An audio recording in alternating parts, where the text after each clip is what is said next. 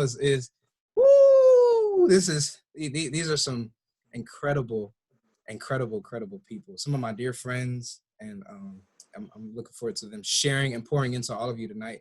So first and foremost, I want to go ahead and introduce all the panelists together, and then they'll all come on later. So first, to my bottom, she's on the bottom of my cube. We have Pastor Ilse Gomez. We go back at least 4 or 5, if not 6 years, maybe, starting from undergrad at APU. And she has so many talents: a designer, speaking, pastor, youth leader, just doing incredible things. I mean, when I went to her church, she had like close to 100 youth, just a part of her church organization. And it's incredible to see women leading. Shout out to all my women out there. You got to shout out the women leaders, because women, make the world go round. So I just wanted to shout out Pastor Ilse Gomez. To my right here, this is my boy. I always joke, he's white. He's white on the outside, but I always say he's a chocolate brother on the inside. And then joking, right. He's fully in foundation with his identity. But I'm always joking with Wesley. So Wesley Parker Reed has been not only a friend to me, he was a supervisor of mine at one point at APU, which was really cool. And now we go to the same church together in Pasadena, Victory Bible Church. And it's just a joy to have people in your corner that you can wrestle with. He actually works at Azusa Pacific University as one of the campus pastors there. So again, shout out all our APU people on this call. And he's just an incredible source of wisdom, and he really brings great perspective into this conversation. And then also, man, this is the how do I describe Elder Carl Patten? I met Carl in Atlanta, Georgia, actually, at Morehouse College for a conference put on by the Philos Project. And he's actually originally from Atlanta. So you guys, it's 9 o'clock over there. So, if you see him dozing off, say, hey, Carl, come on, you on the panel. You can't go to sleep.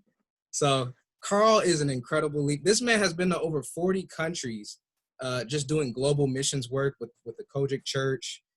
He currently right now works at ITC, which is it's a school in Atlanta, Georgia. He's working on his doctorate of ministry degree. I mean, some of us, we got 1 degree. Some of us might have 2.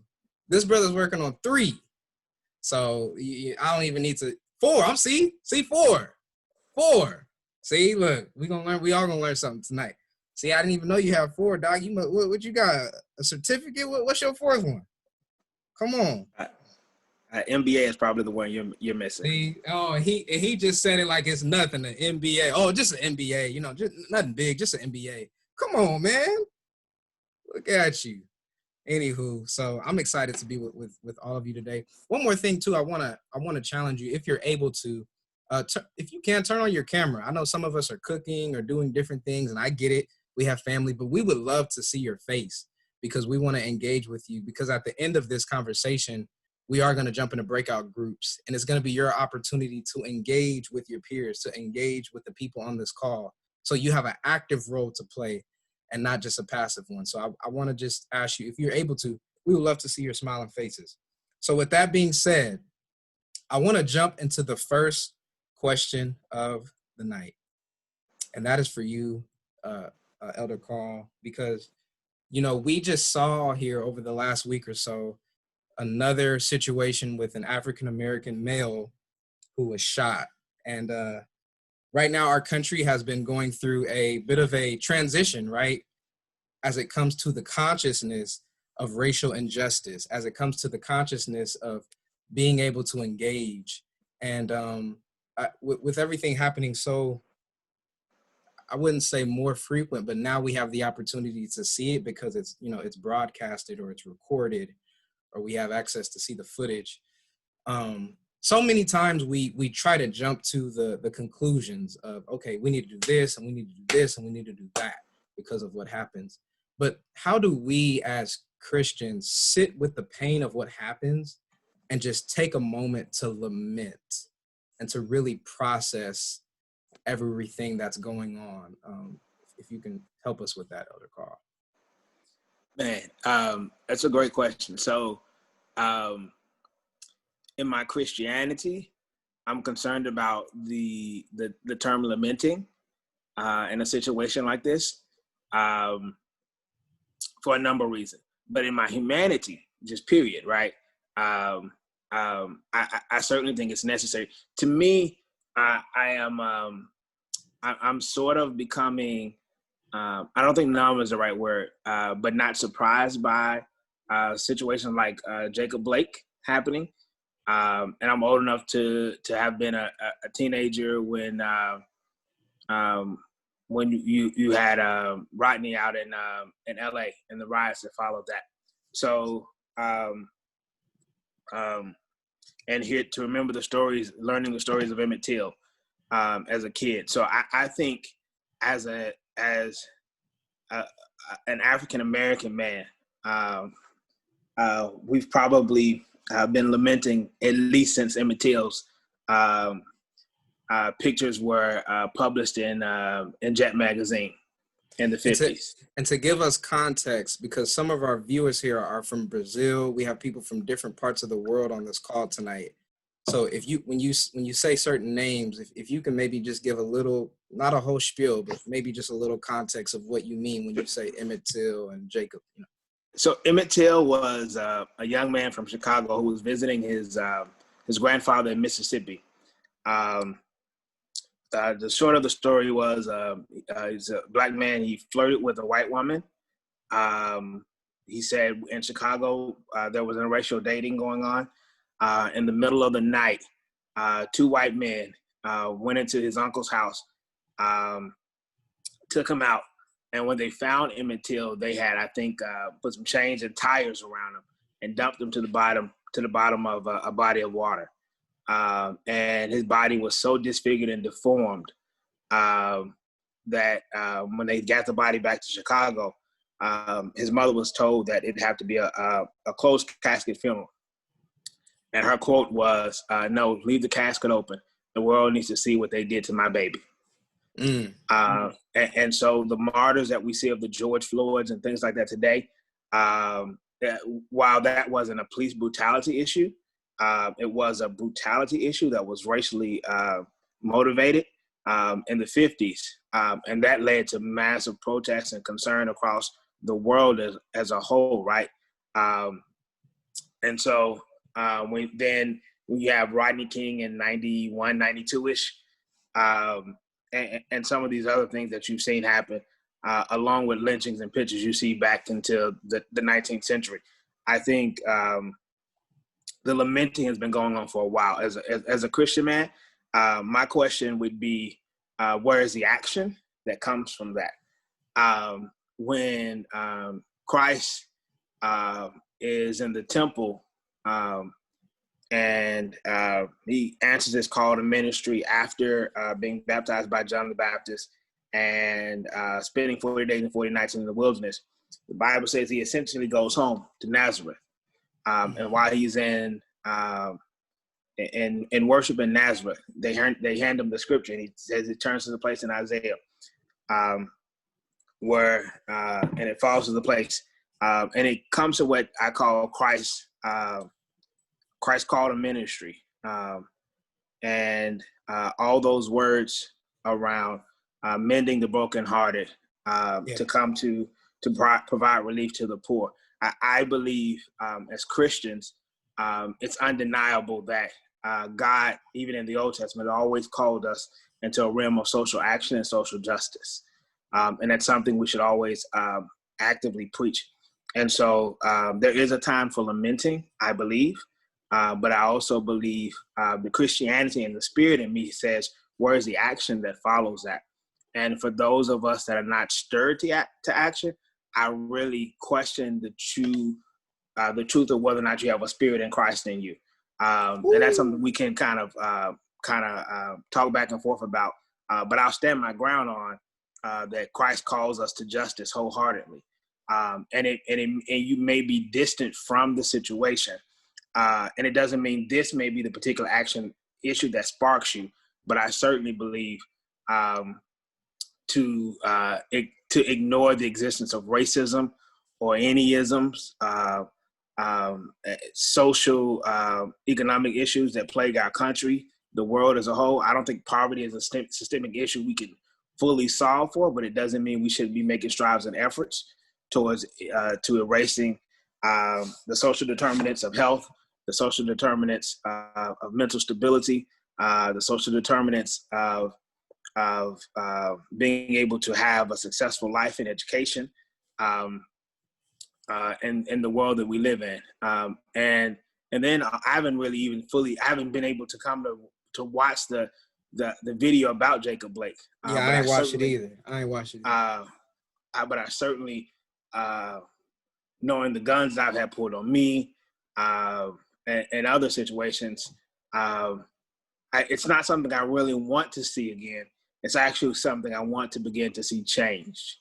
And I think there's a point of even dealing with excessive force, right? Even if you have situations where somebody may have started off in the wrong, we have to always ask the question about where does excessive force cross the line? Like when the young man got killed here in Atlanta. If you're aware, after the riot started, immediately after George Floyd's killing, when the riot started here in Atlanta, a man got killed here in Atlanta at a Wendy's, right? Yep. That was excessive force, right? And you have to ask yourself, where does it become a point of an excessive force, and how do you even deal with that? Yeah. So CK asks, what do I mean by action? I'll say this, right? The response that is not figurative, but literally held in a way that is looking to promote and produce change. I'll leave it as simple as that for now. Okay, and we're all this whole conversation is always gonna funnel back to action, right? And I'm gonna actually challenge some of you on the call to not think about what the action answers can be from the outside, but to look within to say, what are some action items that I can do? And we're gonna get back into how do we frame that as a solution strategy. And that's what the whole breakout's going to be. So we're going to come back to that, Carl. Wesley, I want to go to you now to kind of carry on. And Wesley also grew up in Atlanta and now is a Southern California native, which we're so happy to have him here. But so Wesley, you have a very unique experience. And also, before I introduce Wesley, I want to recognize that all of us may be at different places and spaces as it relates to the racial issue. Some of us may be what I would consider social justice warriors, and from March till now, you've been protesting. Some of you may be more so curious and introspective in this season, where you're beginning to question and think and process. And these last couple of months have triggered you to want to now just look at what are some biases or some systems or some ways of thinking that you and your family or your coworkers have developed. You know, we're all in different places. Maybe some of us are extremely frustrated right now. We're ready for the action right now, like CK is alluding to. Maybe some of us are like, I just started learning about this last week or last month, and I just want some books and some podcasts and some resources so I know what I'm talking about. I want to acknowledge we're all in different places and different spaces, and that actually is the beauty of the Christian community, because we can help one another where you're at. But Wesley, I want to come to you because, and I also want to shout out, we have some new people on. I think Anthony, Matthew, Ashley, Samantha, Tabitha, hello to all of you. We appreciate you for being on. We said this earlier, if you're able to, we'd love to have your camera on to engage, and we are going to do a breakout group towards the end where we want to, hear from you if you're so willing to participate. So Wesley, you have a unique experience. You grew up in Atlanta. Now you live in Southern California. You have a very unique experience. I want you to talk to us a little bit about just your perspective or your experience as it relates to social injustice from a Christian perspective. Like, what makes it different, if anything, that not only are you somebody who's concerned about social justice, but you're a Christian who's also concerned about social justice. Talk to us a little bit about your experience as a white male. So I grew up in the suburbs of Atlanta from the time I was born until I was 18 years old. And the particular city that I grew up in was a predominantly white city in the suburbs. I noticed that that was not the case with a lot of the other suburbs. And if you're familiar with the Atlanta area, you would probably kind of be able to discern what I mean by this. But many of the other communities around the suburbs of Atlanta are either mixed between black and white, or predominantly black, or black, Hispanic, and white. There are a couple of Asian communities. But mine was a very white community. I'm talking like maybe 70% or higher. And that's very rare for the suburbs of Atlanta. And when I started getting older, I started wondering what that was about, because my mom would take me into the city on the MARTA, which is like the metro in most cities. And I started seeing how communities look different. Racially, but also like the makeup of the actual infrastructure of the different cities and communities I was going through. And I started wondering what it was about, why my community looked so different and was so pristine and so ethnically and racially white. And then in high school, I started learning about concepts like gerrymandering and redlining, all very intentional ways of keeping certain racial groups together and others out. You know, there were people at my church from different racial backgrounds who drove in from different communities, and we had people that were marrying into our family who were from different races. And so I started to grow these relationships with people who were from different races than me. Hey, And Wesley, real quick, I want to stop real quick. You said something, you said redlining. What is an example of what that looks like in a city? What is that? Yes. So redlining, you know, I'm gonna say this the best I know how to explain it, but redlining happened back in, I think it was, I could be wrong, but I think it was the 50s or maybe earlier than that, where the federal government actually went around to all of the communities in the country and through, you know, real estate and through banking decided which communities of a urban and suburban area were considered to be safe or dangerous or something in the middle. And the way that they described the dangerous communities, it was the communities that were the predominantly black communities. The communities that were mixed, whether it was, you know, black and white, or whether it was black, white, Hispanic, black, white, Asian, Hispanic, those were considered, oh my goodness, I can't remember the word, but it was like, it wasn't digressing, but it was like diminishing or something like that. And then the communities that were predominantly or exclusively white communities were considered the safe communities. And those are the communities that, you know, banks would liberally offer loans to for people to buy houses in. And it really, it marked up every single city in the entire United States and created what we now have to be predominantly African-American neighborhoods, predominantly Hispanic neighborhoods, predominantly Asian neighborhoods that have been underserved, under-resourced, and underprivileged ever since then. Whereas these white communities that were, you know, redlined as these, or, you know, they weren't red zoned, but they were green zoned as these, you know, safe areas that had an abundance of resources given to them. They had wonderfully paved roads and streets and street lights and signs and all this other stuff. So yeah, it really created the racially segregated communities that we now have today.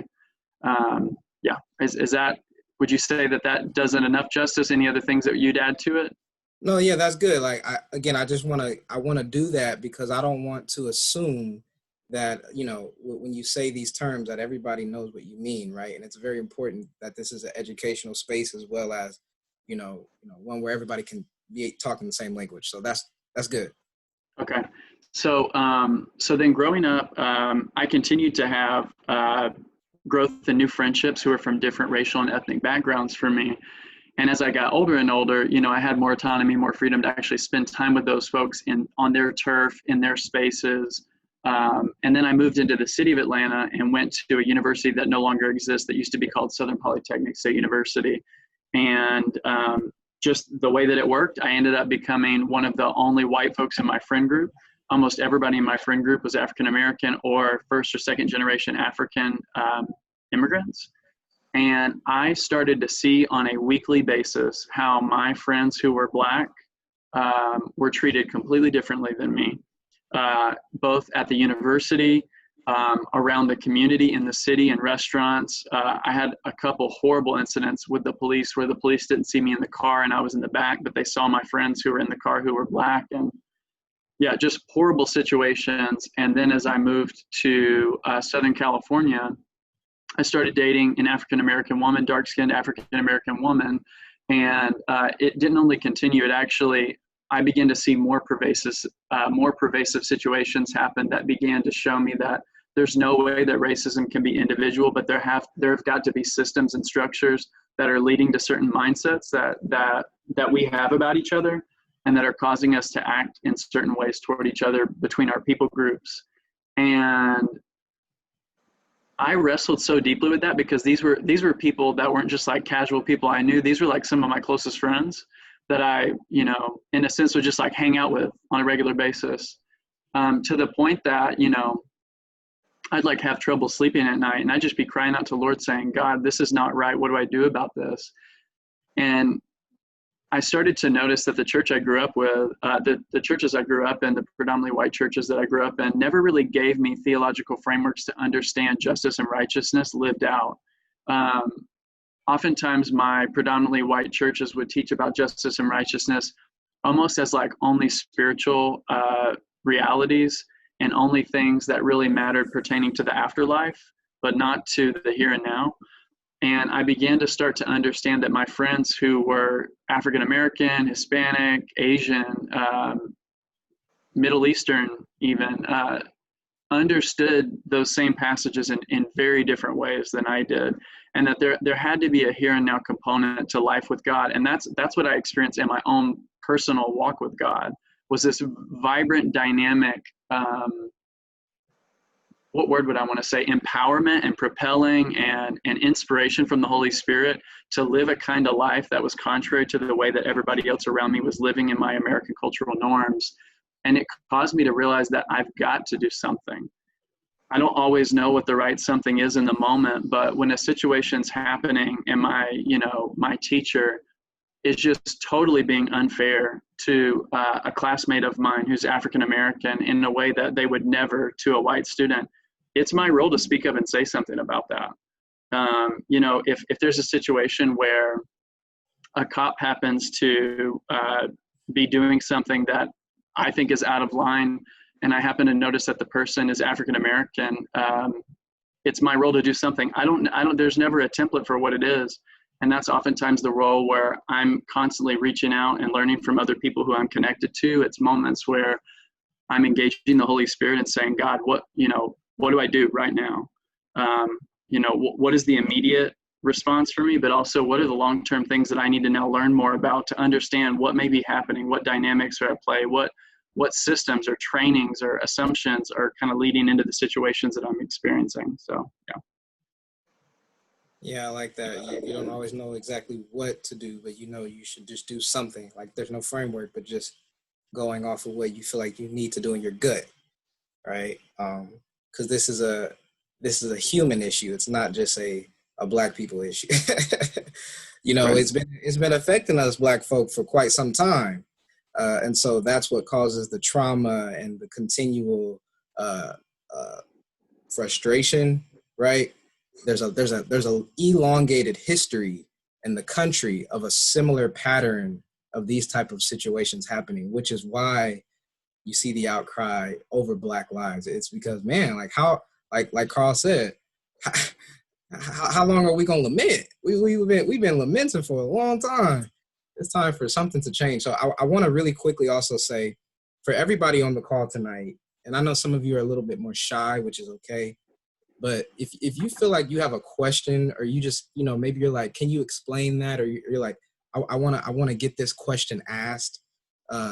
Please put that in the chat, or we can even spotlight you. You can come on live if you're so brave, because this is really for you to get some solutions. These are, people who are pretty qualified to talk from a pastoral perspective.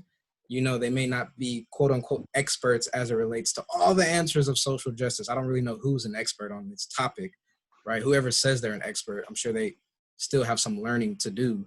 But it's the opportunity is for you to get some nuggets, to get some wisdom, to get some perspective, to help you change yourself and your community. So I'm gonna put that again out there for for all of you, please don't be shy. There's no bad question. I'm serious. There's no bad question at all. And so with that, I want to go to our next panelist, which is Pastor Ilse. And Pastor Ilse, you have a very unique cultural experience being Hispanic, having family that immigrated from Mexico. And I know also we have, other people on this call who may have similar cultural roots as that. Being in Southern California, I always feel like, I got a little Mexican in me. So I feel like I love some Mexican food. I just had some today, so that'll just go to show you. So anywho, yeah, what's up, Marcos? I see you. Yeah, I see you. That. So with that being said, kind of take us into the journey of what is it like engaging in this issue from the Hispanic community? Like what? And you don't have to blanket statement speak on behalf of the whole Hispanic community. No, that's not what we're saying. But just from your own experience, what has it been like for you to engage or even just to process over the last couple of months from the Hispanic community perspective? Yeah, that's a really good question. And I think, often being Hispanic in this conversation, and like whether it's like a movie about civil rights or it's even like reading, like the history of the civil rights movement, Hispanic people or like the Asian community doesn't exist in like the storytelling of that, right? Like, yeah. So I often wondered, like, what is my role? Like, I'm not white, but I am also not Black. So I don't get to like kind of appropriate somebody's struggle that's not mine. But at the same time, I don't get to sit back and pretend that it's not my problem just because like I'm not part of the history of the story. Because for us, like most of our family, like I immigrated, so I wasn't born here. I wasn't even a legal citizen until like, I don't know, this will be the first presidential election I get to vote in. Let's just put it that way.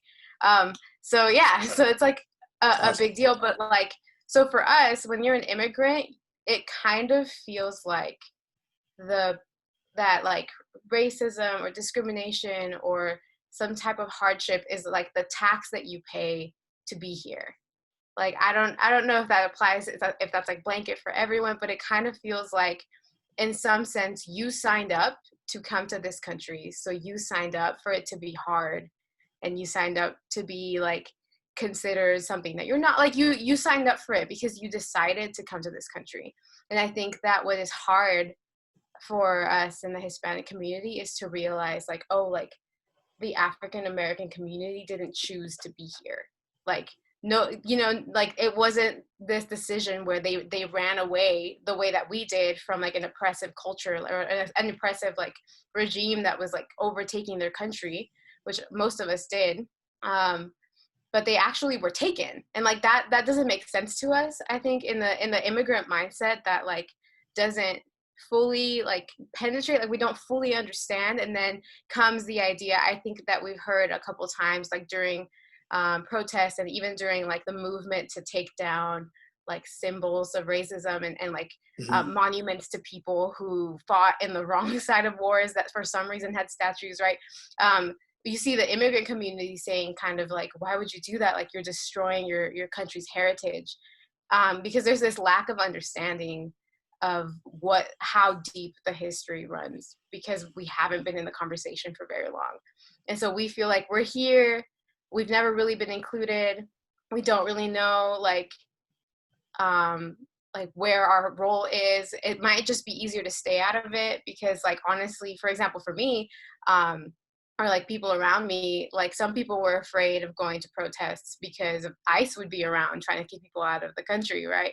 And so there was this whole like, I don't know if I should speak up because I barely belong here, and I don't want to risk my spot like in this country by speaking up for somebody else. Like maybe I should just stay out of it. Like as I think as immigrants, you kind of learn to toe the line and like stay on track and not rock the boat, because in a lot of ways you can lose your spot here so quickly. And I think the climate of our country recently, like just with everything that has happened, has told us even more like your spot here isn't safe. And so there is this lack of understanding, I think, that that the history runs a lot deeper than it does for us. Like we got here maybe a generation ago. I got here in this generation. Like I didn't know American history except for the fact that I went to school here, but my parents don't know.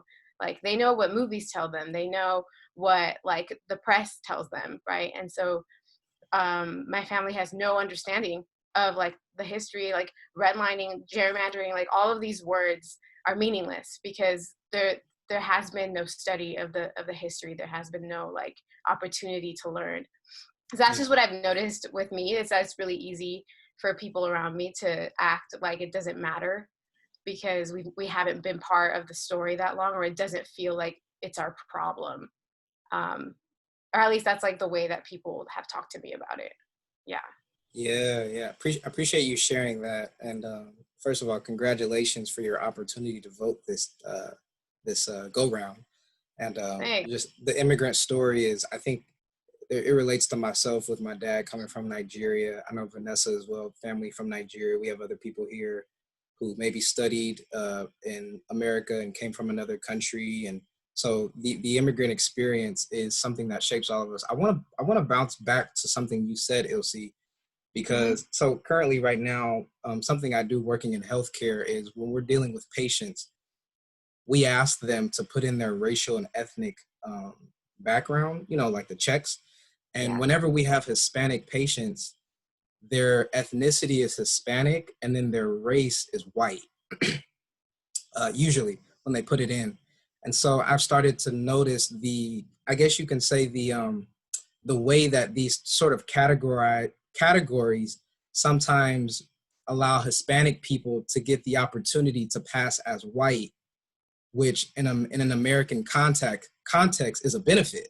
If you have the option or the opportunity to identify as white, even though culturally you're Hispanic or your family's from Mexico, but if you can say, oh, but I'm Hispanic ethnicity wise, but my racial identity is white, it creates this, how do I say this? It creates an opportunity for there to be less, I wouldn't say pressure, but less, there's less, I don't even want to say less pressure or less challenges, but just as the census data shows, you have the option to say you're white. And in this country, being white meant it comes with certain privileges and benefits. And so I think it's interesting to say, to realize that there's a much bigger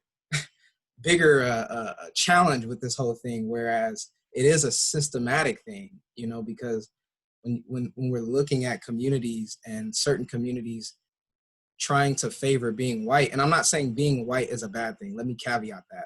I'm saying, though, there's a privilege or a benefit that comes with the option of saying, no, I'm white, because then you have the opportunity now to be protected from other things that other people do not have, right? And so there's so many layers into the Hispanic conversation and to the Hispanic experience that I think I'm even starting to see more. And it was crazy because one of my supervisors said, no, you have to check them white, because some of them were putting other or unknown.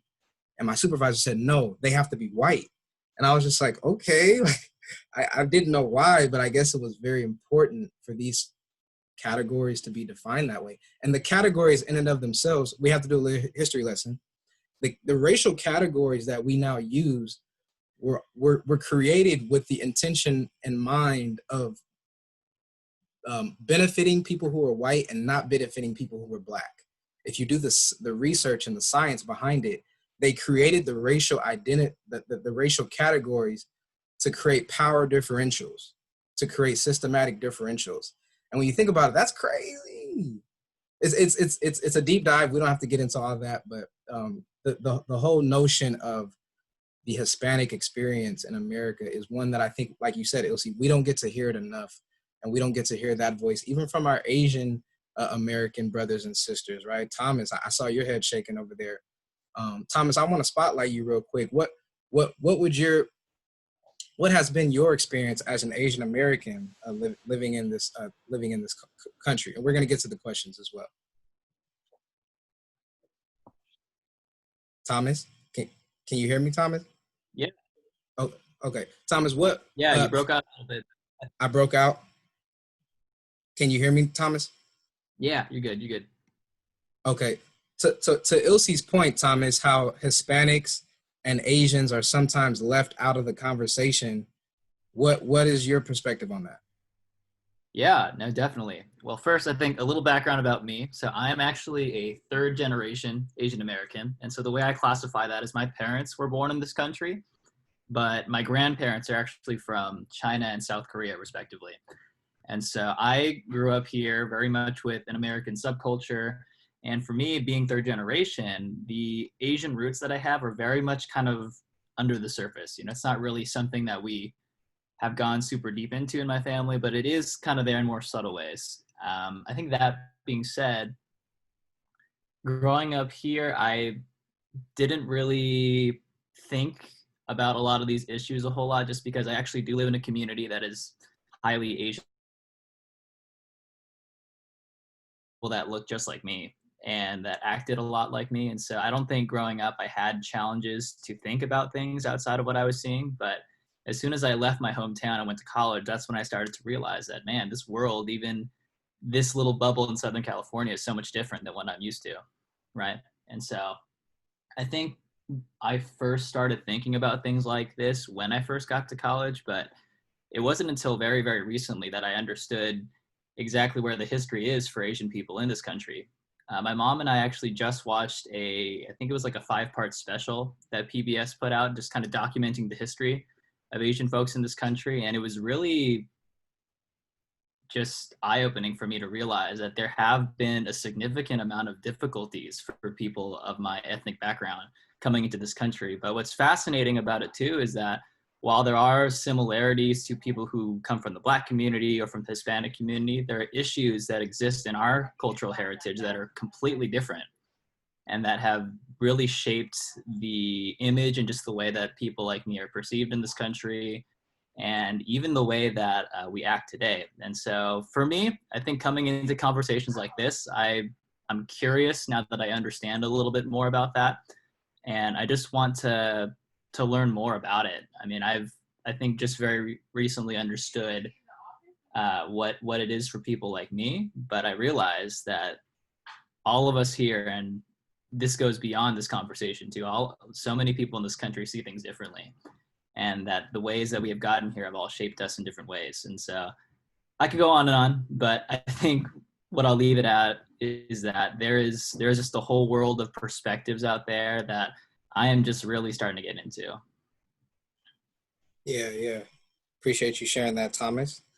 Marcos, you had a question. Go ahead and unmute yourself, and let's hear it. All right, so this is more for Ilse. I'm Hispanic too. I'm Black and I'm Hispanic, so I have both, and I come from both cultures. So I'm, pretty acquainted with both cultures. So I just want to know, Ilse, because I know that there's just as you were talking, I was relating a lot, and so the question wasn't as good. So I'll ask it a little bit more elaborate here. But do you think that the Hispanic communities tend to not be aware or be as educated about racism as in a Black community?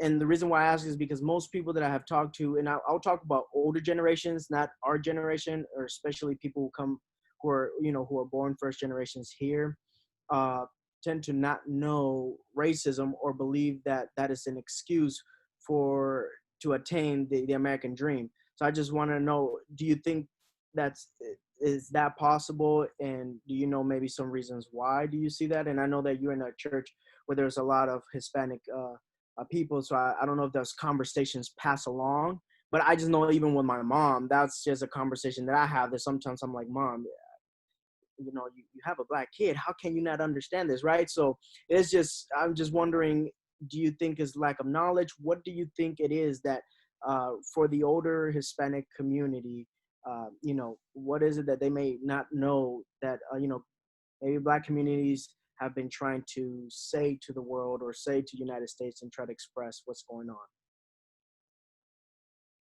on? I think it's not so much lack of awareness as it is that it's okay. Like, we just like are fine with it. I don't know, especially because like if you are white, you get called out probably like way more often. If you're Hispanic and like if you're brown, like people assume that you're not racist. and you assume that you're not racist. You're like, how can I be? I'm not white, you know? And like, and so then it makes it okay. And I've noticed it, like, just, it makes it so easy to make fun of people. And it's so internalized in our culture, even because we have light-skinned Mexicans and dark Mexicans.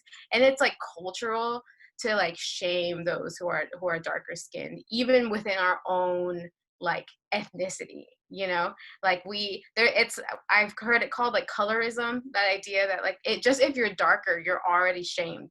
Like, it is what it is. And so it's been normalized in our culture. And I don't think that it's so much a lack of seeing that it's there. I think it's a lack of seeing it as problematic, because I think we've normalized it so much as a culture. And especially like most, from my experience with Hispanic people, like we are people who like to like make fun of things. And so we're very like mocking and very like, we point at things and we laugh and we give people like these nasty nicknames, and it's so normal because that's just our art. We call like, well, that's just our culture. That's just like what we do. It's just who we are. And because black folk do that too, though. I ain't gonna lie.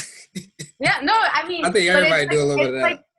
It's like, I mean, especially like Mexico City, Mexico, like you get the nastiest nicknames. Like I'm talking like people call you like straight up inappropriate thing, like things you would never ever like call a sane person, like not even like to like reclaim that word, just straight up to be mean. Like it's just like it's ingrained in us that like you do anything for a laugh, or you do anything like to, I don't know, it's a whole thing. And so I think that because we value like laughter and we value like making light of things, we have made it so that we make light of everything. And it's really, really hard to have an honest conversation about racism. It's really, really hard to get people to be honest, or even to get people to tell stories. Like if you were to ask, you know, somebody in my community, like, when have you experienced racism? They'd be like, oh, never, like everybody treats me great. And then if you were to give an example, they would suddenly realize like, oh, that's racism. I had no idea, because they feel like it's fine. Like it's again, going back to this idea that being mistreated is the tax you pay for coming to the United States. Like you deserve it. You signed up for it. And so if you can't suck it up, like if you can't deal with it, then why are you here? Like just go back to your country. There's like, it's a mindset. And so I think because we think of ourselves that way, it's hard for us to understand why somebody else wouldn't just go back. And so something that got to my parents was like, you and I, we can point to the town that we were born in. We could say, well, I'll just go home. Like, I'll just go back to Mexico City. I was like, but for the African-American community, that doesn't exist. Like, I can't say go home. Like that idea, that concept, like a homeland, a hometown taken away. Like, I don't know where that would be, you know? And I think that we don't understand that. And so it feels like we just don't understand. It feels like, well, if you don't like it, just leave. But we don't understand that we have these, like this whole community literally has nowhere to go. Like you can't just leave, you know? So I just think it's normal to us. And that's what makes it hard for us to see. Can I debate something though that Ilse is saying? I have a home. It's America. Yeah. Right. So, and I think that's important to realize, right? I know the African diaspora is dispersed, right? You have the Afro-Latina Caribbean culture. You have those that can trace their heritage back 1, 2, 3 generations back to the continent, like Adedeji and others. But my ancestors came over in the Middle Passage, right? Yeah.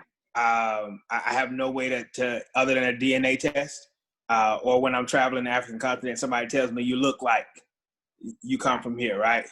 So when I'm in South Africa, they tell me I'm Nigerian, and when I'm Nigerian, they tell me I'm something else, right? I know why Vanessa's laughing at that. And so, so America's my home, right? And I think that's why it's also, even if it's an adopted home for others, that's why it's so appalling to have a heritage that no matter how the displacement happened that led to me being here, and for the number of years that was spent fighting for rights, right? Women's suffrage was 100 years ago, but for African-American men and women to truly garner the right to vote, right? That's something that's a little bit more recent, as around 52 years or so, right? That's an important critique to consider. But this is still supposed to be my home, right? And I don't feel like I'm lost. I just feel like I'm not welcome at home at times, and that's an important distinction. Carl, you brought up something that I was going to segue to, and so I'm glad you said that, because for so long in this country, we talked about belonging.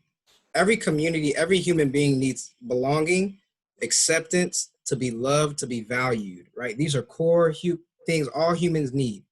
These core things have been missing from the African-American experience in this country for so long, which creates this no home, but in-home dichotomy.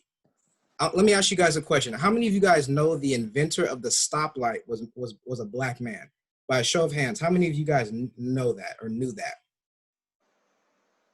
If you don't have your camera on, just put a thumbs up in the reaction or something. I just want to see. So maybe about, okay, I see about 4 or 5. So a little under 10, 20% of the group did not know that the three-way stoplight that you use every day in your car was invented by a Black man. So that example just illustrates there's this disconnection of our contribution, our existence, our value, and our ability to be loved and accepted, which has created, that's what's created George Floyd. That's what's created the reaction. And it's hard sometimes to explain that with conversation after conversation, but you can just begin to look through the history and say, man, why didn't I know about the contributions Black people made to this country that they've been making for hundreds of years? You see, so you have to begin to just be very curious. That's something I want to challenge you guys to do after tonight, and start investigating, start challenging, start being more curious, start asking, man, why is it that in the marketing for companies, they usually choose a certain type of person? I wonder why that is. Just begin to be very investigative. We're almost at the hour here, and the last part is going to be for you all. But before we get to the breakouts, I do want to hand it over to Wesley to see if you have anything to share in closing of the panel portion as it relates to anything. I do have a question, but I do want to just hear what you have on your mind too. Yeah, I mean, even as you're just saying what you're saying right now, I believe that one of my main roles for the past couple of years is to help other white people understand that Black history is American history. I've started being more public about that, even as I've been speaking or preaching. When I can put that in there in a way that really kind of makes sense for what I'm talking about. Because one of the things that I find is that people who look like me, when we think of American history, we think of a bunch of people who look like us. When in reality, of course, the Asian migration, the Hispanic migration, all of that's a part of American history as well later on. What I'm specifically talking about is how the founding of our country has to do with the complete mistreatment of people with dark skin, and how that is our American history. And one of the things that continues to happen for me, right? And I'm just being transparent with you guys all on this call. The more I begin to learn about how American history 100% includes the mistreatment of African Americans ever since the beginning, intentionally, not as an afterthought, but like the creation of the concept of whiteness to elevate people who look like me and to devalue people who have darker skin intentionally, how that is American history. That is America. What it does for me is it causes something inside of me to change. And it causes me to not be able to live under the delusion that I don't have responsibility to be a different kind of American, to be a different kind of white person. And we're talking about this as Christ followers, right? And so I want to be really clear that I don't believe that transformation can just happen overnight by my own volition, of course we can make changes in our behaviors, but we'll see how long that lasts, right? Look at all the things that have happened in our country. People who look like me have been trying to change ourselves for a long time, and it's not working. I'm just going to be honest. We need a complete rethinking of our thinking, which comes from the Greek word metanoia. Metanoia is the word that's used by Jesus and by John the Baptist and all these others. It's the word repent. Repent, for the kingdom of God is at hand. We people who look like me need to do a very strong rethinking of our thinking about how we understand the United States of America, how aware we are of our American history. And for me, the more I learn, it does something to my heart. It's not just like concept, it's like it does something to affect my entire soul, to the fact that my soul begins to cry out and say, God, I need your help. I need to know how to be a different kind of person. I need you to change me. And I don't need you to just change me. I need you to change us, right? One of the things I've started doing, just no one told me to do this, but I've started praying for white people, like for our people. And people who look like me, we think so individually that we don't usually think about praying for our ethnic group or our racial group. But as I continue to sit more deeply with this, especially over the past couple of years, I've now started praying for my people group. And that shift happened kind of like on its own in this whole growth and awareness, I guess you would say, and grappling with truly what the American history really is and truly what our American systems are because of what they have been ever since the beginning. Thank you for sharing, Wesley. So before we segue into our breakout groups for the last 15 minutes of tonight, I just want to share something really quickly, because this is gonna be helpful. Here we are. Okay. Can you all see my screen? I can't even see y'all's screen. Okay, perfect. So I want to ask you guys, leaving tonight, I want you to start to challenge the process. Begin to challenge the process in your family, in your work environment, in your school if you're in school. Begin to challenge the process. I want to share the story of Dina Campion, if I'm saying her name right. How many of you guys like Starbucks coffee? Just show of hand, raise, thumbs up, give me something if you like Starbucks, which is everybody. In 1993, Starbucks, they had this barista named Dina Campion, where she was noticing something was happening. And what was happening was people stopped going to Starbucks because they were going to other coffee shops to get this thing we call a Frappuccino. So she said, wait a minute, we're losing customers because people want this Frappuccino thing, but we don't offer it. They didn't offer it at the time. So she asked her managers, she said, hey, let's start making Frappuccinos. Can we get some blenders in here? Can we get iced coffee? And her manager said no, they didn't approve the request. So what did she do? She took the initiative to go ahead and get the blenders herself. So she eventually got the blenders and she started making the Frappuccinos herself. She took the initiative. She said, I even though my management or my supervisors aren't approving this, I want to challenge this process because I feel like I have a solution to something. You guys now know 25 so years later, that Frappuccino is one of the most popular drinks at Starbucks. But it didn't come from her staying within the confines of the system that she was in. She had to challenge it. She had to go outside of it.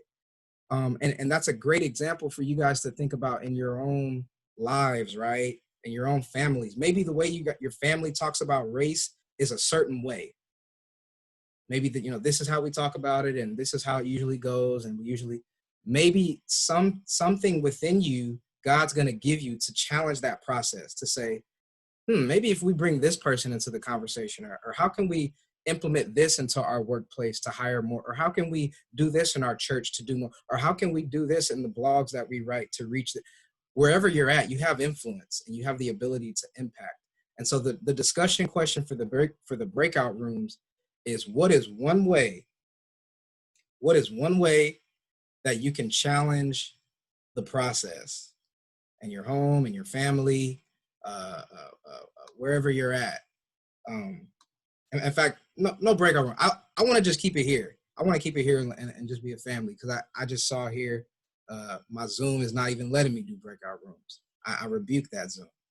But it's cool. We can keep it here because we have the opportunity to hear from everybody else as well. So what is one way that you can challenge the process in your church and the way that you write books in your business and your home? What is one way that you can challenge the process that's different from what's currently being done?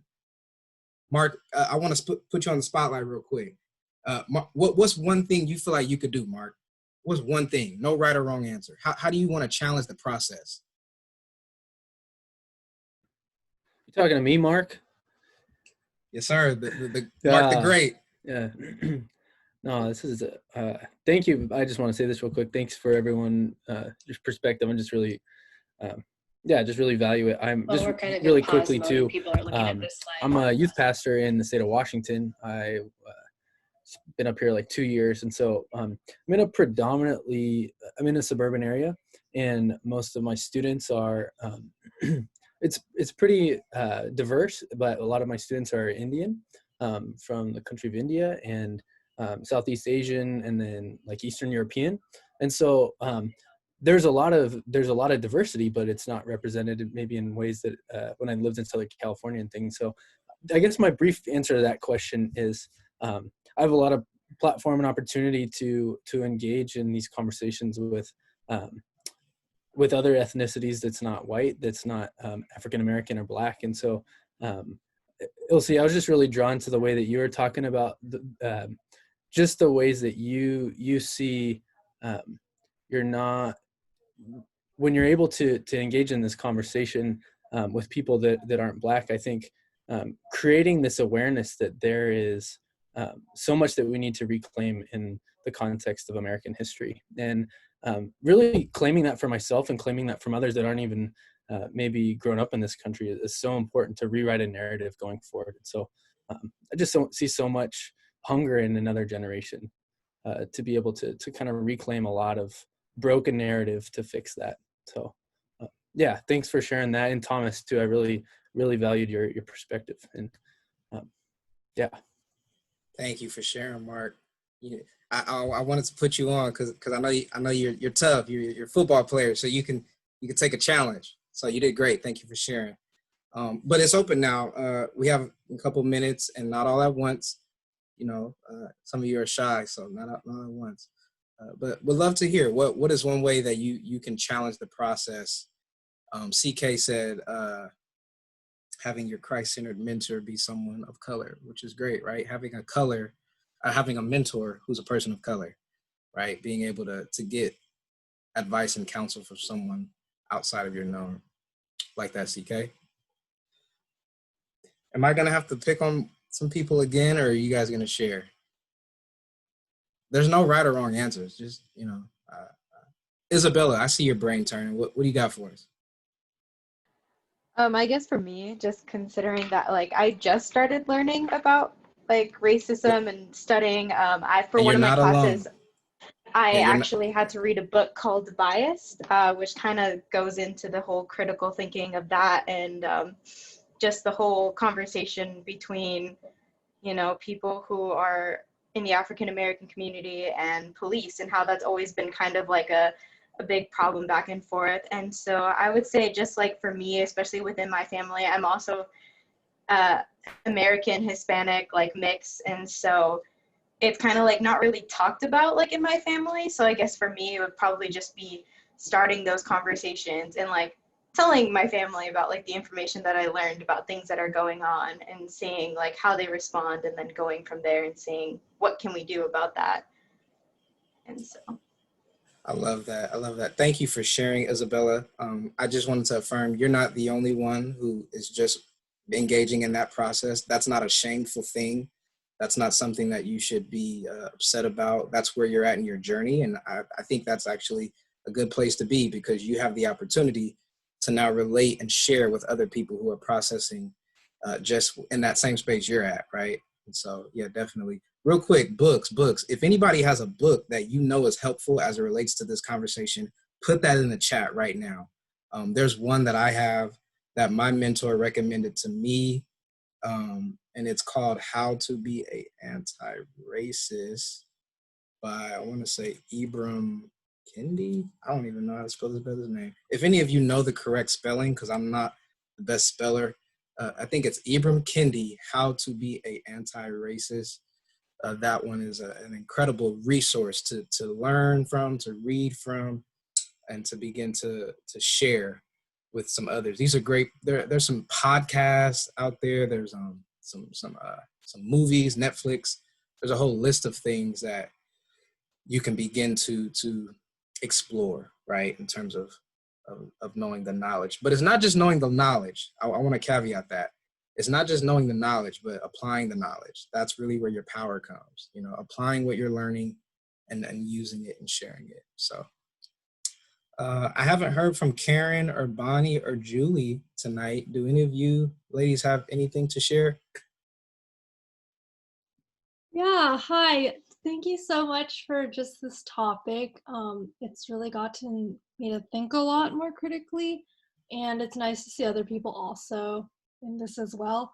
I actually come from the same community as Thomas, so hi Thomas, and that really, I think what he said really resonates with me because all my life I've grown up thinking that my reality is everyone else's. And then when I got to college, I found out that was not the case. I was in this bubble.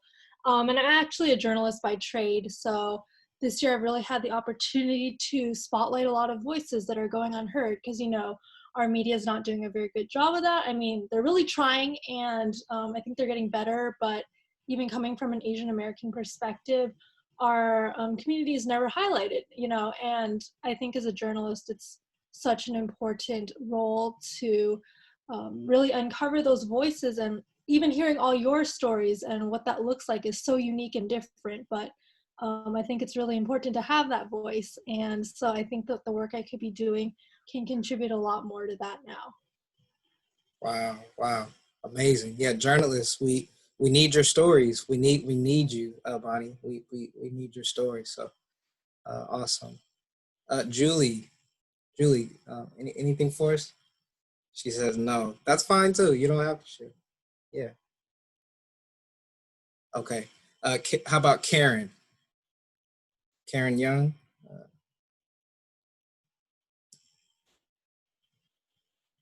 Okay. Looks like Karen is sleeping like you, Carl. I'm teasing. Leo, do you have anything for us, Leo? Leo Kim, do you have anything, Leo Kim? Can you hear me? Loud and clear. Can you hear? Okay, so anyway, I'm very welcome to you guys because when I was the seminary student in APU, that was 2011 through 2013. So now I'm in the Korea. Yeah, now I live in Korea. This is You're Korea, in Korea so, right now. Right. This is Korea. So okay. people, they asking me to. I'm from Korea. They asking me to that. You are from North or South? So that time, I definitely say I'm from South Korea, but they just think to me that they have a kind of bias, prejudice. The North Korea or South Korea, the Korea people, they are very dangerous. So a lot of people, they asking me to that. Where are you from, the North or South? And then also when I was in America, I've heard that some of people say to me that F word and then back to China. That kind of things that. So that's why I thought that the colored people or African American people or Hispanic people, because of when I experienced about the kind of bad things, so that's why I have the idea about the colored or the weakness or the minus. So yeah, that's why now in Korea, I help to the weakness people or some people from the outside. I help to them. So that's why I have experience about the minority. Okay, thank you about that. Wow. First of all, can we just get a quick clap for Leo calling in from Korea? What time is it in Korea? I don't even know what time it is in Korea, man. Like, 10 a.m.? 10 a.m.? 11 p.m. 17 10 p.m. Oh, 11 11 a.m. Okay, good. Wow, we all over the globe tonight. We have Brazil, Mexico, we have Korea. Look at this. The multi-ethnic church is really in the house tonight. You know, we gonna have to do something with all y'all. I need to capture. I want to be able to capture. Colin, if maybe you can figure out a way to capture everybody, because we want to be able to connect everybody with those resources. Maybe if you guys would like to share your, what's the best way to capture everybody? We'll figure. I'm trying to think on the fly here. Colin, help me out. How can we capture everybody so we can get them the resources and maybe give them your email and they can email you whatever way that they want to. If it's Facebook, if it's, we want to allow people, if they want to be connected for the future events that we do and for resources that we send out. Colin, maybe if there's a way. Great. How do we want to do that? Thanks, Marcos. Okay, so Marcos gave the idea of send your email privately to Colin if you would like to get those resources and stuff that we talked about. If you would like to get the recording of this video tonight, because we recorded it, or if you would like to just stay connected for future events, just feel free to send a private message to Colin with your email, and you can, that way you can be connected for future stuff. Thank you, Marcos, thinking on the fly. So it is now 7:15. I promised you guys that this would be the end time, so I'm gonna let you go. First of all, I want to just say thank you so much, each and every one of you, for being on. Even Carl, all the way in Atlanta, he didn't go to sleep on us tonight. 10:15 over there, and he's still ready. And by the way, we're gonna end this portion tonight, but if you want to stay after, if you have more questions, or maybe you want some prayer, these are some praying folks we have on the call, and I'm gonna stay on for prayer as well and questions. So that option is for you as well. Once the meeting ends, if you want some prayer or you want some more questions, we're gonna stay on for just a little bit. And panelists, if you can stay on for just a little bit, that would be good too. I put you on the spot. But with that being said, I saw somebody unmuted, it looked like. No? Okay. Well, I appreciate each and every one of you. Thank you so much for being on tonight, and I pray a blessing over you. Let me just do a quick prayer of you. Lord, thank you for each and every individual on the call. It's not a coincidence that they were here tonight. It was not by accident, but it was by your unique design. Father, we just thank you and praise you for who you are. Let us go out and challenge the processes in our families, in our churches, in our schools, and be the change that we want to see as the church. In Jesus' name, amen. All right, guys and girls. Love you all. So, yeah, you guys can unmute if you want us a little bit.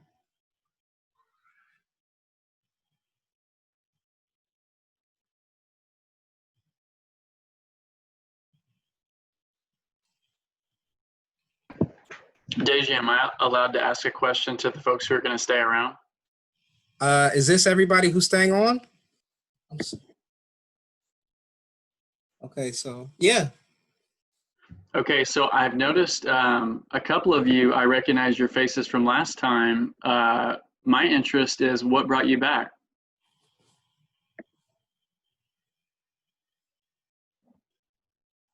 I'll answer that.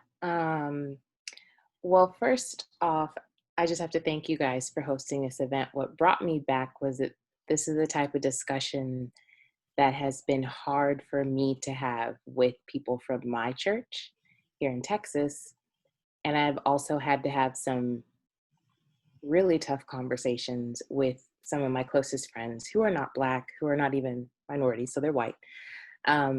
Because I think the hardest part for me to extend grace to them is that they don't know about this issue. They've never had to deal with it, and they don't see themselves as being in any way, I don't want to say responsible, but they just don't feel like they're relevant to the issue. And that's been hard for me to accept, and even to attempt to address, because I know we are connected in our faith and I know what they believe and what they stand firmly on, but I do sense that they are missing something for them to feel so excluded from this issue. And I feel that everything that you guys have discussed from the last time I was here and even today just hits home so well.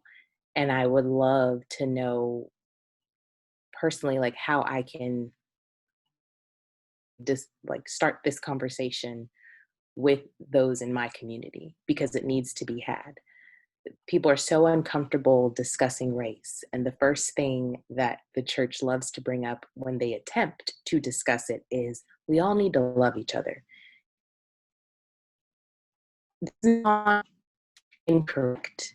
That is not the only thing that needs to be discussed. Do you get what I mean? And I don't want to be like rude, or disrespectful, but I have to challenge the way in which people address this issue, because it's like we've already acknowledged, it's been going on far too long, and I'm uncomfortable remaining quiet about it. And I'm a person who, I think a lot, I don't really say much, but when I have something to say, I will say it. And I pray to God that I say it in love, but that I say the truth, because it needs to be heard.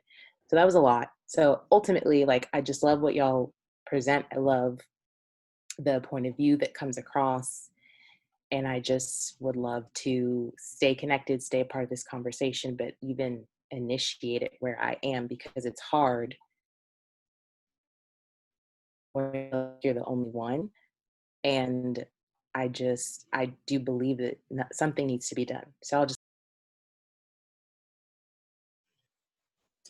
Yeah, thank you for sharing that. Great question, Wesley. Carl, something that Vanessa said made me think about, because I know you do some consulting work, and I'm thinking like maybe if there's a framework of sorts that we can streamline to help other churches or other Christian communities engage in the conversation, or maybe if it's even hosting, I would recommend, inviting one of these folks to your church, to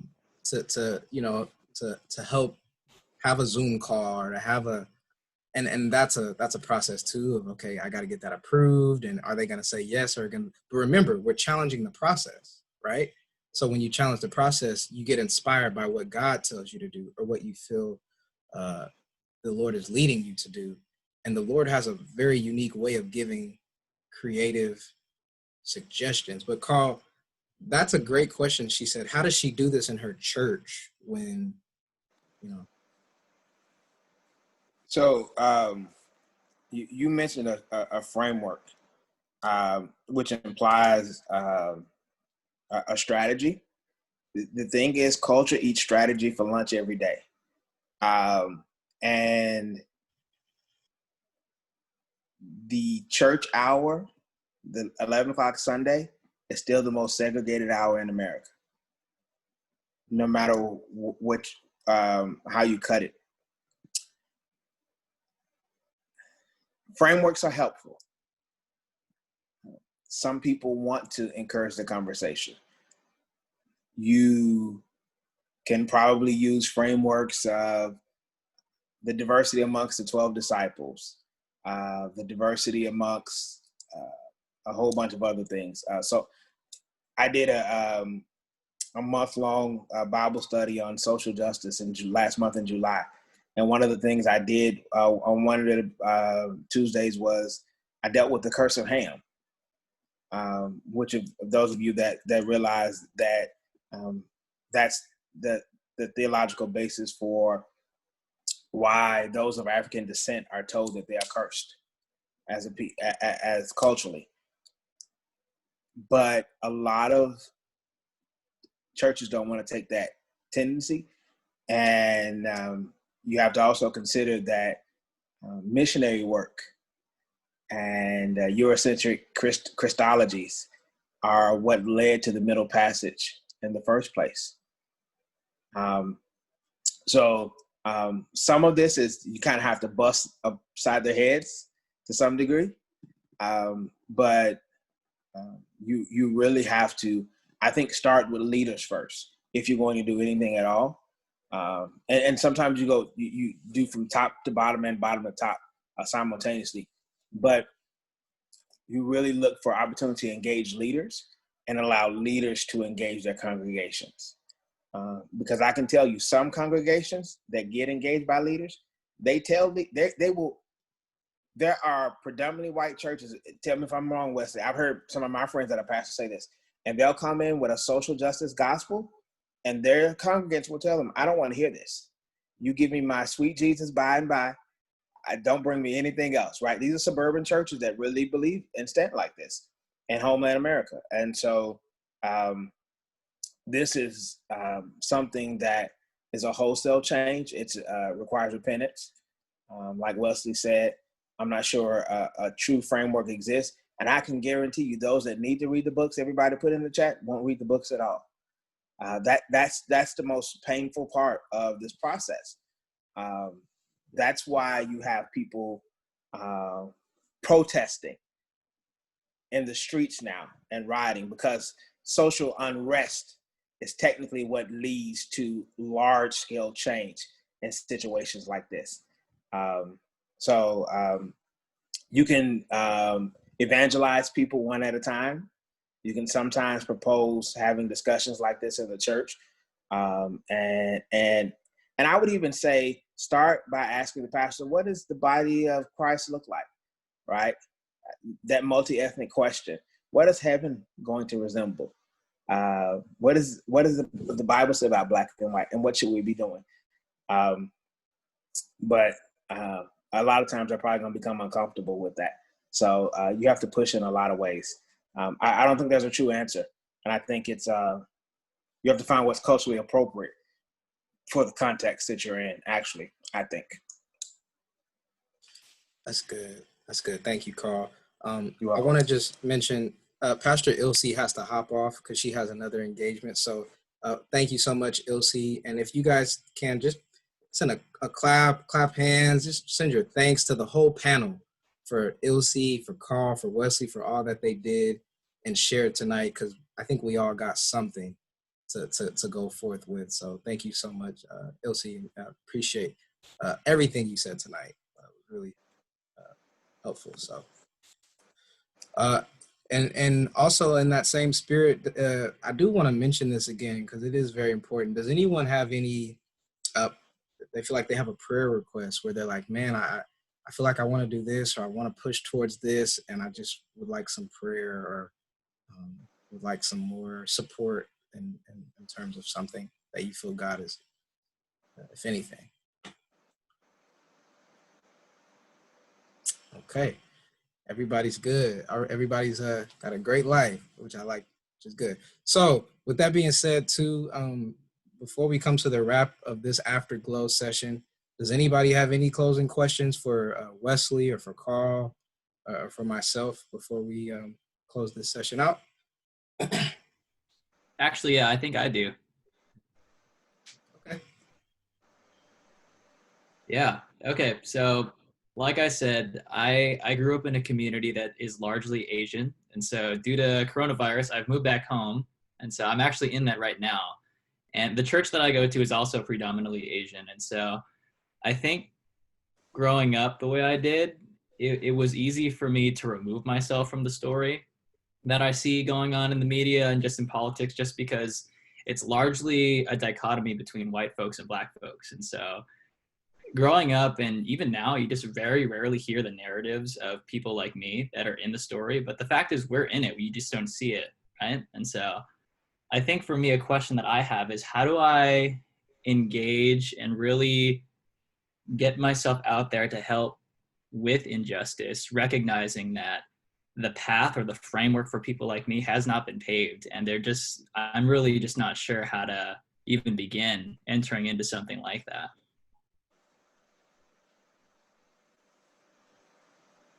You want to take that, Wesley?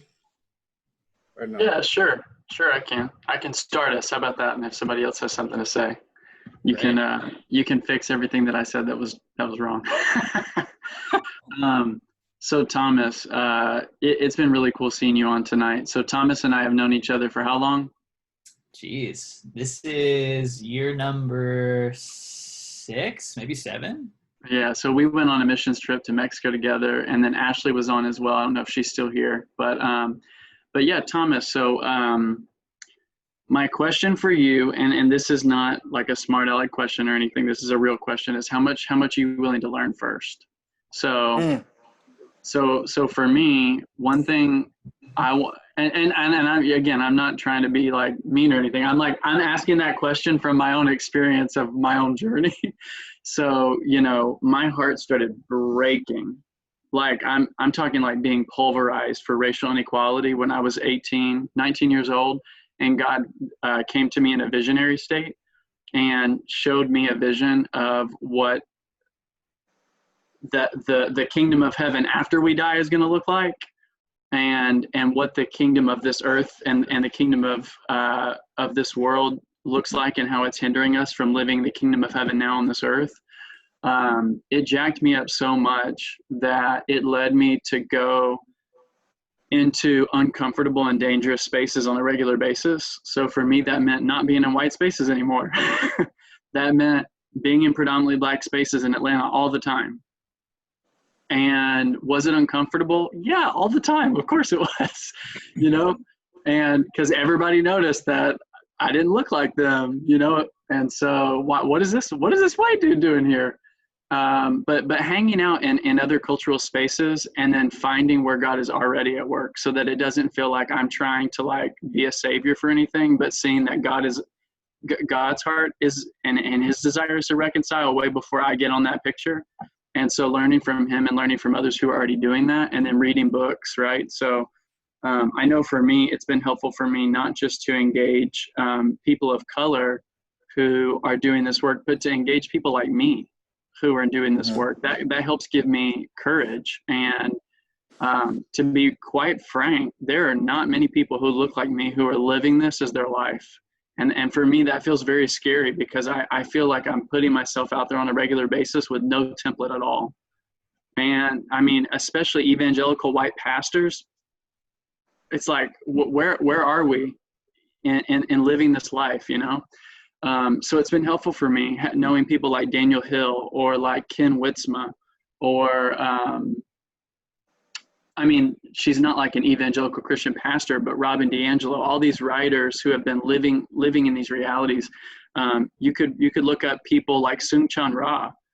This man is no joke. I mean, he is he's an Asian American Christian pastor. You could look up people like Eugene Cho. I mean, they write on this stuff, and okay, so you already have been. And it's like, these people are doing the work, right? They're not just talking about it, they're living it as their whole life, and they're prophetically calling every ethnic group in the Church of Jesus Christ to be a part of it.